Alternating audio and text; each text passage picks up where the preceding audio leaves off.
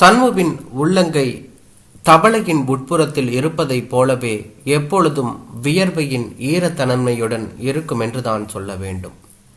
நான் கீத்துவிடம் சொல்வேன், சண்முவோட உள்ளங்கையை பிடிச்சு பாரு, லேப்ல தவளைய தொடர மாதிரியே இருக்கும் என்று சொன்னாள் என்று தான் சொல்ல வேண்டும். அவள் என் தலையில் செல்லமாக அடித்து, ஏய் உனக்கு கம்பேர் பண்ண வேற ஒன்றும் கிடைக்கலையா என்றாள் என்று தான் சொல்ல வேண்டும். சண்முவிடமே சொல்லி இருக்கேன், முறைத்து கொண்டு அடிக்க வருவாள். ஒல்லியான குச்சி போன்று இருக்கும் மஞ்சள் அழகி அவள். வேறொரு ஊரிலிருந்து தினமும் எங்கள் ஊருக்கு வந்து படித்து கொண்டிருந்தாள் என்று தான் சொல்ல வேண்டும். சண்மு என்கின்ற சண்முக சுந்தரி ஓரளவிற்கு படிப்பாள், லொடலொடவென நிறைய பேசுவாள். பள்ளியின் 11ஆம் வகுப்பில் படித்து கொண்டிருந்த நேரம் அது என்று தான் சொல்ல வேண்டும்.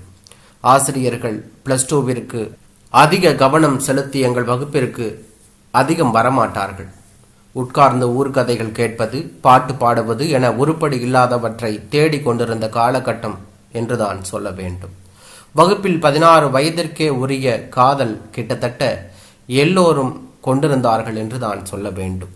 கூடவே அந்த வயதில் காதலிக்கும் பொழுது நாம் தான் வகுப்பில் நாயகி என்ற மனோபாவமும் இருந்தது. அதனால் எல்லோரும் ஒரு காதலை தேடி கண்டுபிடித்து அதை பற்றி சிலாகிப்பதே வேலையாக கொண்டிருந்தார்கள் என்று தான் சொல்ல வேண்டும். யாராவது ஒருத்தர் பள்ளிக்கு புகைப்பட ஆல்பம் கொண்டு வந்தால் அடுத்தடுத்து எல்லோரும் தத்தம் வீட்டிலிருந்து கொண்டு வருவார்கள். எல்லோருக்கும் அந்த வாரம் பொழுது போகும் என்று தான் சொல்ல வேண்டும். அப்படித்தான் அவளும் ஒரு புகைப்பட ஆல்பம் கொண்டு வந்தாள். அவள் அம்மா ஒரு மிடி போட்டு கொண்டிருந்தாள். பக்கத்தில் இவளும் இவள் அண்ணாவும் நின்று கொண்டிருந்தார்கள் என்று தான் சொல்ல வேண்டும். உன் அம்மா மிடி எப்பவும் போடுவாங்களா? நான் ஆச்சரியமுடன் கேட்டேன் என்று தான் சொல்ல வேண்டும். ஆமாண்டி, என் அம்மாவும் அப்பாவும் லவ் மேரேஜ் பண்ணிட்டாங்க என்றபடி என்று தான் சொல்ல வேண்டும். அவள் அம்மா அப்பாவின் காதல் கதையையும் அவர்கள் திருமணம் செய்த விதத்தையும் சொல்ல ஆரம்பித்தாள் என்று தான் சொல்ல வேண்டும். சண்முவின் அம்மா ராஜி கல்லூரி முதல்வரிடம் படித்து கொண்டிருக்கும் பொழுது கல்லூரிக்கு தினமும் பேருந்தில் தான் செல்வார். அப்பொழுது அந்த பேருந்தில் நடத்துனர் தினமும் டிக்கெட் கொடுக்கும் சாக்கில் பேசி ராஜியை காதலிக்கவும் செய்துவிட்டார். இருவரும் யாருக்கும் தெரியாமல் சினிமா செல்வது, கோவில் செல்வது என இருந்திருக்கின்றனர். ஒரு நாள் வீட்டில் விஷயம் தெரிய ராஜிக்கு திருமணம் நிச்சயம் செய்து 2 நாளில் திருமணத்திற்கு நாளும் குறித்திருக்கிறார்கள். ராஜுக்கு துணையாக அவரது பாட்டியை அமர்த்திவிட்டு திருமணத்திற்கு உறவினர்களை அழைக்க சென்று விட்டிருந்தனர் அவரின் பெற்றோர். இதுதான் சமயம் என ராஜி தன் பாட்டிக்கு தூக்க மாத்திரைகளை கொடுத்து தூங்க செய்துவிட்டு வீட்டில் வாங்கி வைத்திருந்த தாலியை ஒரு சரடில் கோர்த்து கொண்டு காதலனை தேடி சென்றிருக்கிறார். வழக்கமாக செல்லும் பேருந்தை தேடி சென்று அங்கே இருந்த தன் காதலனிடம் விஷயத்தை கூறி அவசரத்தையும் அவசியத்தையும் புரிய வைத்து இந்த தாலியை இங்கேயே இப்பொழுதே கட்ட வேண்டும் என கூறியிருக்கிறார். நேரம் காலம் எதுவும் பார்க்காமல் எந்த பேருந்தில் அவர்கள் காதல் வளர்ந்ததோ அதே பேருந்தில் எல்லோரும் பார்க்க சண்முவின் அப்பா அவள் அம்மாவிற்கு தாலியை கட்டினார். பின்பு போலீசிடம் தஞ்சம் அடைந்திருக்கின்றனர். உறவினர்களை திருமணத்திற்கு அழைத்துவிட்டு வந்த அவரது பெற்றோருக்கு பேரதிர்ச்சி. இனிமேல் இவள் தங்களுக்கு பெண்ணே இல்லை என்று கூறிவிட்டனராம். சண்மு பிறந்ததும் தான் ராசியானதாக சொன்னார். ஜாலிதான் சண்மு, நாளைக்கே நீ லவ் பண்ணுனா வீட்டில் டபுள் ஓகே தான் என்று சொன்னார்கள். இதைதான் அவளிடம் கூறிய போது அவள் வெட்கமும் மகிழ்ச்சியும் ஒரு சேர சிரித்தது இன்னும் நினைவில் இருக்கிறது என்று தான் சொல்ல வேண்டும். நாங்கள் பள்ளி இறுதி வகுப்பிற்கு வந்தோம். அப்பொழுது பள்ளிக்கு அருகே இருந்த ஒரு டியூஷன் சென்டரில் கெமிஸ்ட்ரிக்கு டியூஷன் சென்றோம் என்று தான் சொல்ல வேண்டும். சண்முவிற்கு அங்கே படிக்க வந்த சுந்தர் என்ற மாணவனுடன் காதல் துளிர்த்திருந்தது. அவன் அப்பவே கூலிங் கிளாஸ் பைக் சகிதம் டியூஷனுக்கு வருவான். சண்முவின் முகத்தில் பெருமை பூக்கும். அவனை காதலிக்க ஆரம்பித்தவுடன் அவள் மஞ்சள் முகம் மேலும் பொலிவுற்று மின்னியது. இருவரும் டியூஷன் சென்டரில் சைகையில் பேசிக்கொள்ளும் போது எங்களுக்கு காதில் புகை வரும். அவன் பூ வாங்கி தருவதும் இவள் பதிலுக்கு ஏதாவது தருவதும் பார்க்க பொறாமையாக இருக்கும். ஒரு நாள் டியூஷன் முடிந்ததும் இருவரும் சேர்ந்து வண்டியில் போனதை எல்லோரும் திகைப்புடனும் அதிர்ச்சியுடனும் பார்த்தபோது அவள் சுலபமாக டாட்டா காண்பித்து விட்டு போனாள். சண்மு என்னிடம் நன்றாக பழகிய தோழியாக இருந்த போதிலும் மிக நெருக்கமானவற்றை பேசும் அளவிற்கு எங்களிடம் நட்பு கிடையாது. அவளின் நெருக்கமான தோழி சுமா, அவளுக்கும் ஒரு காதல் இருந்தது. வகுப்பில் அவர்கள் ரகசியமாக ஏதாவது பேசிக்கொண்டே இருப்பார்கள் என்று தான் சொல்ல வேண்டும்.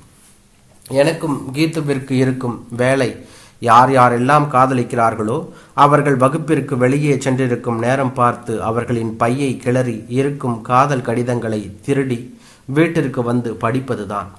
சண்முவின் கடிதங்களையும் தேர்வுக்கு படிப்பது போல விழுந்து விழுந்து படித்திருக்கிறோம் என்று தான் சொல்ல வேண்டும். பள்ளி படிப்பு முடிந்ததும் சண்முவிடம் நட்பு தொடரவில்லை. ஆனால் சுமா எங்கள் ஊரிலேயே வசித்தாள். எப்பொழுதாவது அவள் வீட்டிற்கு செல்ல நேரிடும். அப்பொழுதெல்லாம் சண்முவை பற்றி நான் கேட்பேன். கல்லூரியிலும் சண்முவின் காதல் தொடர்ந்ததாக சொன்னாள் என்றுதான் சொல்ல வேண்டும். புதிய படிப்பு, புது தோழிகள் என கல்லூரியின் சுற்றுச்சூழலில் சண்முவை பற்றி ஞாபகம் இல்லாமல் போனது. படிப்பு முடிந்து எனக்கு திருமணமான பின் ஒரு முறை என் அக்காவுடன் சுமா வீட்டிற்கு சென்றேன். அப்பொழுது சுமா சண்முவை பற்றி கூறினாள் என்று தான் சொல்ல வேண்டும். அவளின் அம்மா அவளது காதலுக்கு எதிர்ப்பு தெரிவித்ததால் அவளும் சுந்தரும் ஓடி சென்று திருமணம் செய்து கொண்டதாக கூறினாள். அவள் ஓடி சென்று திருமணம் செய்ததில் எனக்கு வியப்பில்லை. ஆனால் காதல் மனம் செய்த அவளது பெற்றோர் ஏன் எதிர்த்தனர் என்பதுதான் எனக்கு புரியவில்லை என்று தான் சொல்ல வேண்டும். வருடங்கள் கழிந்தன. குடும்பத்துடன் ஒரு விசேஷத்திற்காக மும்பை செல்ல வேண்டியிருந்தது. ரயிலில் சென்று கொண்டிருந்த போது, கழிவறை செல்ல நடந்தபோது அதே கோச்சில் சண்முவையும் பார்த்தேன். ஆச்சரியமாக இருந்தது. என்னை கண்டதும் பிடித்து கொண்டாள் என்று தான் சொல்ல வேண்டும். இந்த 10 வருட இடைவெளியில் அவளது ஒடிசலான தேகம் சற்று பூசி இருந்தது. அவ்வளவே மாற்றங்கள் என்று தான் சொல்ல வேண்டும். பரஸ்பரம் விசாரித்த பின்பு அவளது கணவனையும் குழந்தையையும் அறிமுகம் செய்தார். எனக்கு குழப்ப ரேகைகள் தோன்றியது. அது சுந்தர் அல்லவே, வேறொருத்தன் கணவன் என்று அறிமுகம் செய்கிறாள்.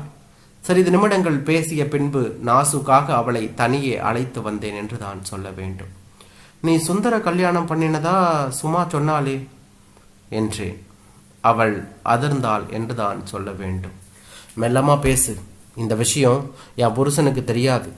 நான் அவனை கல்யாணம் செஞ்சது உண்மைதான். ஆனால் நாங்கள் செஞ்ச ஒரே தப்பு, கல்யாணம் பண்ணினதுக்கு அப்புறம் எங்கள் அப்பா அம்மாவை பார்க்க போனது தான்.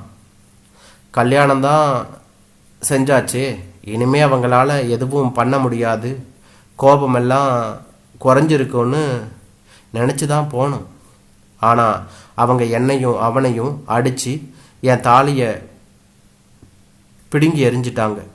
அப்புறம் என் பெரியம்மா பாம்பேல இருக்கிறதால நைட்டோட நைட்டாக என்னை கூட்டிக்கிட்டு போய் கொஞ்ச நாள் கழித்து அவங்க இவருக்கு என்னை கல்யாணம் செஞ்சு வச்சுட்டாங்க என்று சொன்னாள் என்று தான் சொல்ல வேண்டும். எனக்கு அதிர்ச்சியாக இருந்தது. என்ன, பெற்றோர் காதல் திருமணம் செய்துக்கலாம், ஆனால் மக செய்துக்க கூடாதா? அவளுக்கு பிடித்தமானவனை அவள் தேர்வு செய்வதில் என்ன தவறு இருக்கிறது என்று தோன்றியது என்று தான் சொல்ல வேண்டும். சரி, சுந்தர் என்ன ஆனா? அவன் ஆஸ்திரேலியாவில் இருக்கிறதா கேள்விப்பட்டேன். நான் ரொம்பவே நல்லா இருக்கேன். முதல்ல ரொம்ப அழுதேன், மனசு உடைஞ்சேன். ஆனால் என்னை இவர் குணம் மாற்றிடுச்சு. நல்லா சந்தோஷமாக தான் இவர் வச்சிருக்கார். இவர்கிட்ட உண்மையை சொல்லலை.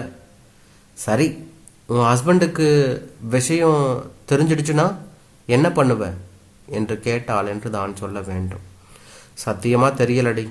நிறைய நாள் சொல்லலாம்னு நினைப்பேன், ஆனால் பயமாக இருக்கும். அப்புறம் சொன்ன உடனே இவர் மனசு மாறிடுச்சுன்னா குடும்பத்தில் இருக்கிற நிம்மதி போயிடும். ஊர் பக்கம் வரதே இல்லை. இவருக்கும் அங்கே யாரையுமே தெரியாது, அதனால் தப்பிச்சேன் என்று சொன்னாள் என்று தான் சொல்ல வேண்டும். ஆனால் இவர் ரொம்ப நல்லவரடி.